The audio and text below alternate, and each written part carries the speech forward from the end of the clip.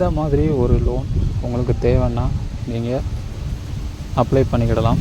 இது என்ன லோனுன்னு பார்க்குறதுக்கு முன்னாடி நீங்கள் ஒரு ஸ்டாஷ்பின் யூஸராக இருந்தால் இந்த வீடியோ வந்து உங்களுக்கு தான். ஏன்னா ஸ்டாஷ்பினில் தான் இந்த மாதிரி லோன் வந்து இருக்குது அவைலபிளாக. வேறு எந்த ஒரு ஆப்லேயும் வந்து அவைலபிளாக கிடையாது. இந்த லோனு பேர் பார்த்தீங்கன்னா கிரெடிட் பில்டர் லோன். இந்த லோனை பற்றி நிறைய பேருக்கு வந்து தெரியாது, ஒரு சில பேருக்கு மட்டும்தான் தெரியும் இந்த கிரெடிட் பில்டர் லோனை பற்றி. ஸோ அப்படி இந்த கிரெடிட் பில்டர் லோன் வந்து எதுக்குன்னு பார்த்தீங்கன்னா நம்மளுடைய கிரெடிட் ஸ்கோரை இன்க்ரீஸ் பண்ணுறதுக்காண்டி கிரெடிட் பில்டர் லோனுன்னு சொல்லி அவங்க ஸ்டார்ட் பண்ணியிருக்கிறாங்க ஸ்டாஷ்பின்லேருந்து.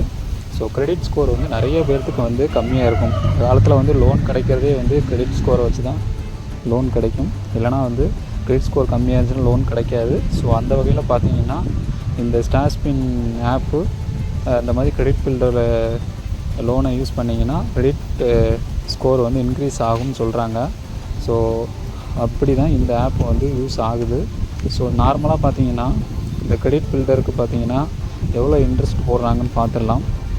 உதாரணமாக பார்த்தீங்கன்னா 2800 வந்து நீங்கள் இஎம்ஐ பே பண்ண வேண்டியது இருக்குன்னா டோட்டலாக பார்த்தீங்கன்னா 711 வந்து இன்ட்ரெஸ்ட் மாதிரி, அதாவது GST, builder fees, credit report இதெல்லாம் பார்த்தீங்கன்னா 711 வந்து நீங்கள் கட்டணும் ஸ்டார்டிங்கில். ஸோ இதுதான் பார்த்தீங்கன்னா அவங்களுக்கு வந்து ஒரு வட்டி மாதிரி. ஆனால் வட்டி இல்லாம்பாங்க, ஆனால் ஃபஸ்ட்டே வந்து அமௌண்ட்டு கட்டணும். அமௌண்ட்டு கட்டினா தான் உங்களுக்கு வந்து அந்த அமௌண்ட் வந்து கிரெடிட் ஆகும். இப்போ வந்து 3511 வந்து நீங்கள் கட்டணும். ஃபஸ்ட்டு கட்டினா தான் உங்களுக்கு 2800 வந்து கிரெடிட் ஆகும் அடுத்த மாதம், அதாவது 30 நாளைக்கு அப்புறம். அதேமாதிரி செகண்ட் இஎம்ஐ வந்து கட்டணும். செகண்ட் இஎம்ஐ வந்து கட்டும்போது எந்த ஒரு இன்ட்ரெஸ்ட்டுமே கிடையாது. ஃபஸ்ட் இஎம்ஐ கட்டும்போது இன்ட்ரெஸ்ட் வந்து போடுவாங்க. ஸோ இதுதான் இந்த கிரெடிட் பில்டர் லோனு வந்து இது பண்ணுறது, இப்படி தான் வந்து இருக்குது. ஸோ இந்த கிரெடிட் பில்டர் லோனு வேணுங்கிறவங்க வந்து நீங்கள் அப்ளை பண்ணிடலாம் கிரெடிட் ஸ்கோரை இன்க்ரீஸ் பண்ணுறதுக்கு. ஸோ கிரெடிட் ஸ்கோர் வந்து இன்க்ரீஸ் பண்ணுறதுக்கு பல வழிகள் இருக்குது. ஆனால் இந்த கிரெடிட் பில்டர் லோனை அப்ளை பண்ணி தான் இன்க்ரீஸ் பண்ணணும்னு அவசியம் இல்லை. உங்களுடைய இஎம்ஐ வந்து சரியாக கட்டினாலே போதும், உங்களுடைய கிரெடிட் ஸ்கோர் வந்து ஆட்டோமேட்டிக்காக வந்து இன்க்ரீஸ் ஆகும். ஸோ அப்படி தான் வந்து இதுலேயுமே வந்து நடக்குது.